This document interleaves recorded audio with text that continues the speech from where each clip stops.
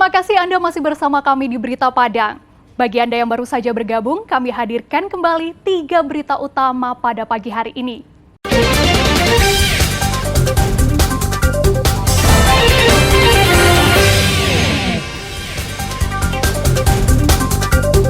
Jembatan Buluh Apo dan ruas jalan di Kanagarian Koto Dalam Barat, Kabupaten Padang Pariaman, rusak parah. KPU Bukit Tinggi terjunkan ratusan petugas pemutakhiran data pemilih.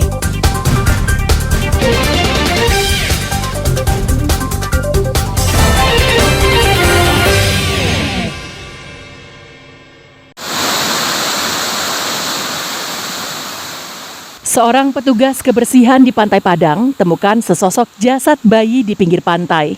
Jasad tersebut mengapung dengan kondisi sudah tak utuh lagi.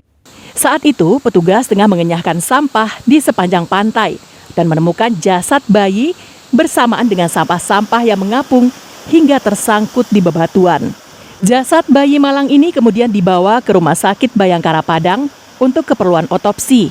Temuan tersebut kemudian dilaporkan kepada Polsek Padang Barat.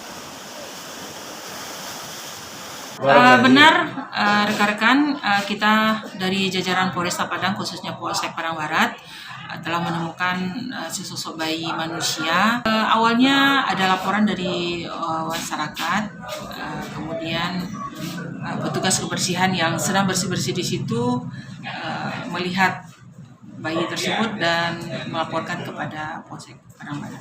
Kondisinya tidak utuh lagi. Usai mendapat laporan, polisi menurunkan tim Inafis Polresta Padang ke lokasi.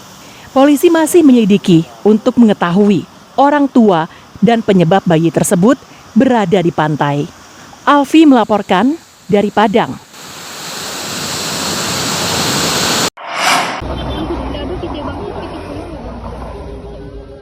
Sebuah video durasi lebih dari 1 menit viral di kalangan pelajar SMP 13 Padang.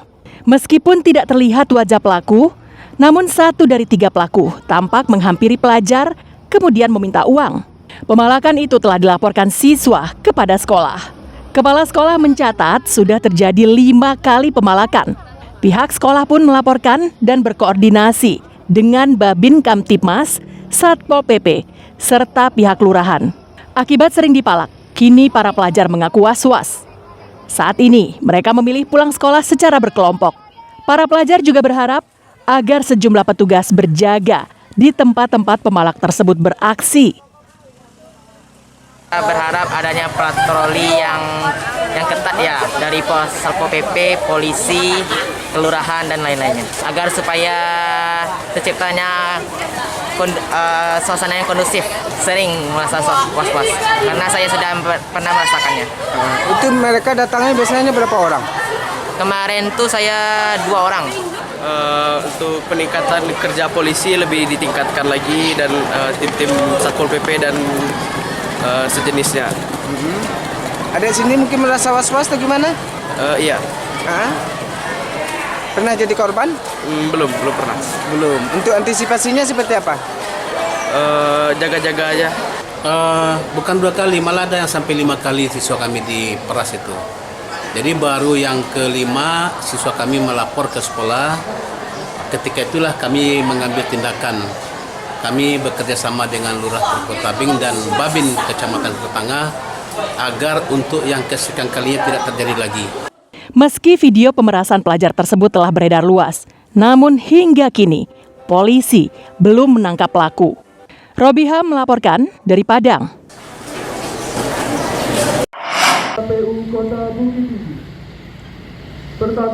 Komisi Pemilihan Umum Kota Bukit Tinggi terjunkan 365 petugas pemutakhiran data pemilih pemilu.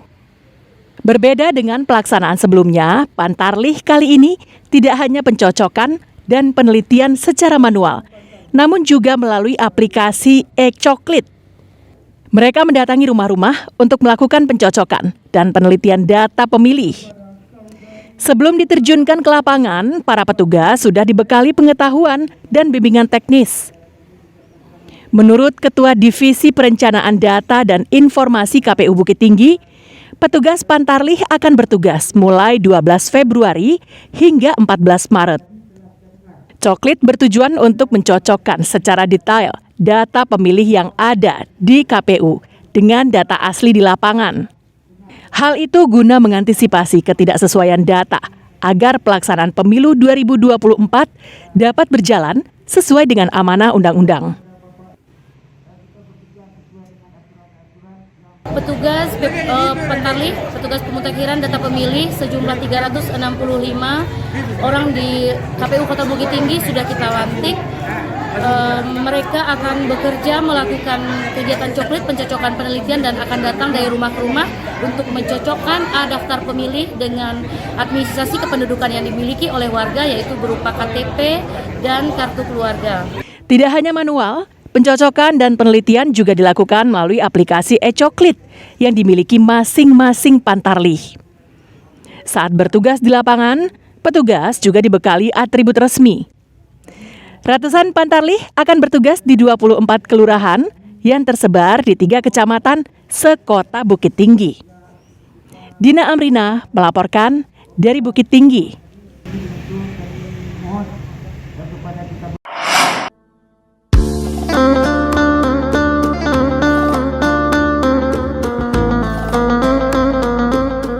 Saat ini, Darmasraya memiliki sebuah masjid agung yang mampu menampung 10.000 orang. Luas masjid ini hampir 9.000 meter persegi dan berdiri di atas tanah seluas 7 hektar. Selain masjid, juga terdapat Islamic Center yang dipergunakan sebagai pusat kajian agama Islam. Di lokasi ini juga terdapat area penataan dengan luas 3,5 hektar. Dari udara, bangunan masjid ini terlihat seperti orang bersujud ke arah kiblat dengan 4 kubah yang mengandung makna filosofi adat Minangkabau Tau Jonan Ampe. Masjid ini juga mengusung konsep green building yang memanfaatkan pencahayaan alami serta hembusan angin untuk menyejukkan jamaah. Desainnya juga modern. Setiap detail memperhatikan estetika yang memanjakan mata. Masjid ini terletak di pinggir jalan lintas tengah Sumatera. Selain menjadi objek wisata baru, masjid ini juga bisa dijadikan tempat untuk beristirahat bagi warga yang menggunakan jalur darat dari Pulau Jawa ke Sumatera Barat. Warga menyambut antusias peresmian Masjid Agung tersebut karena sangat megah dan mewah, serta menjadi simbol baru di Darmasraya. Bangunan ini akan menjadi pusat objek wisata religius. Di Muko-Muko, Bengkulu Utara, mau ke sini kan kok megah sekali. Sama keluarga ini, adik ini, ayo kita mampir sini. Dia ngomong, ayo. Mewah sekali. Alhamdulillahirrahmanirrahim, di Darmasraya sudah ada Masjid Agung Darmasraya yang sangat luas, tentunya bagus, bersih, dan nyaman untuk kita melakukan sholat seperti ibadah gitu. Itu saya sangat berterima kasih kepada pemerintahan Kabupaten Darmasraya telah membangun masjid kita ini sehingga Darmasraya mampu mendirikan masjid seluas dan semegah ini, Pak. Kami sangat excited ini dengan pembangunan masjid ini. Mungkin ini merupakan gambaran dari kami masyarakat Darmasraya. Harapan kami ke depan masjid ini bisa dimanfaatkan maksimal oleh masyarakat dan meningkatkan ketakwaan masyarakat untuk lebih baik lagi. Hebatnya, masjid ini dibangun menggunakan APBD Darmasraya dengan sistem tahun jamak sejak 2018 dan menghabiskan biaya lebih dari 800 miliar rupiah.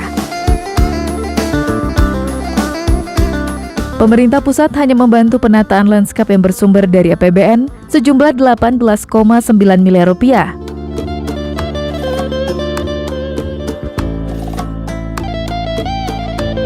Pembangunan infrastruktur ke depan oleh Pak Presiden itu satu, berkualitas, estetika, dan lingkungan.